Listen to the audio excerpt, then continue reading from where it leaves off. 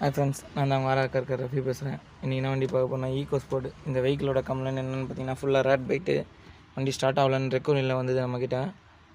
வெஹிக்கிளில் நம்ம ஸ்டார்ட்டும் பண்ணிட்டோம், ஆனாலும் வண்டியில் வந்து சென்ட்ரல் லாக்லாம் ஒர்க் ஆகலை. என்னென்னு செக் பண்ணும்போது பார்த்திங்கன்னா, இது ஆர்எஃப் போர்டு, இதான் வந்து ஸ்மார்ட் கீ யூனிட்டோட செக்ஷனு. இங்கேருந்து இந்த ஆண்டனா ரிசீவருக்கு லைன்லாம் பக்காவாக வருது, ஆனாலும் ரிமோட்டு ஆன் பண்ணால் ஆன் ஆக மாட்டுது.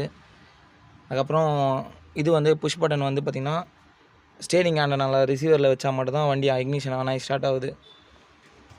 இப்போ நம்ம அந்த ஃபால்ட்டெல்லாம் கண்டுபிடிச்சிட்டோம். கண்டுபிடிச்சி இப்போது பார்த்தீங்கன்னா பாருங்கள், சென்ட்ரல் லாக்லாம் ஒர்க் ஆகும். மீட்டரில் பார்த்தீங்கன்னா தெரியும், எல்லா டோரும் இதாகுது. இப்போ அதே மாதிரி புஷ் பட்டனும் பாருங்கள், ஒரு சிங்கிள் பட்டன்லேயே ஆன் ஆயிரும். நம்ம சாவி எங்கே வச்சாலும் சரி, சீட்டு மேலே வச்சாலும் சரி. இதான் வண்டியோட கம்ப்ளைண்ட்டு. அட்டன் பண்ணிட்டோம். இதுக்கு ஆண்டனா ரிசீவர்லாம் எங்கெல்லாம் இருக்கும் பார்த்தீங்கன்னா, இதுக்கு உள்ளெல்லாம் ஒரு ஆண்டனா ரிசீவர் இருக்கும், பின்னாடி ஒரு ஆண்டனா ரிசீவர் வரும் டிக்கியில். அதுக்கப்புறம் இதாண்ட வந்து இங்கே ஒரு ஆண்டனா ரிசீவரு, இங்கே ஒரு ஆண்டனா ரிசீவரு, அதுக்கப்புறம் டோரில் ஒரு ஆண்டனா ரிசீவரு. இதெல்லாம் கம்யூனிகேஷன் நம்ம ஆன்லைன் இதில் ஃபால்ட்டு கூட வச்சு பார்க்கணும்.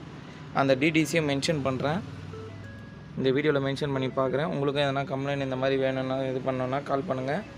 முடிஞ்ச அளவுக்கு ஹெல்ப் பண்ணலாம். முடியலன்னா வண்டியை எடுத்து டோ பண்ணி என் ஷெட்டுக்கு ஒர்க் ஷாப்புக்கு காமிச்சிங்கன்னா முடிச்சு கொடுத்துருவோம்.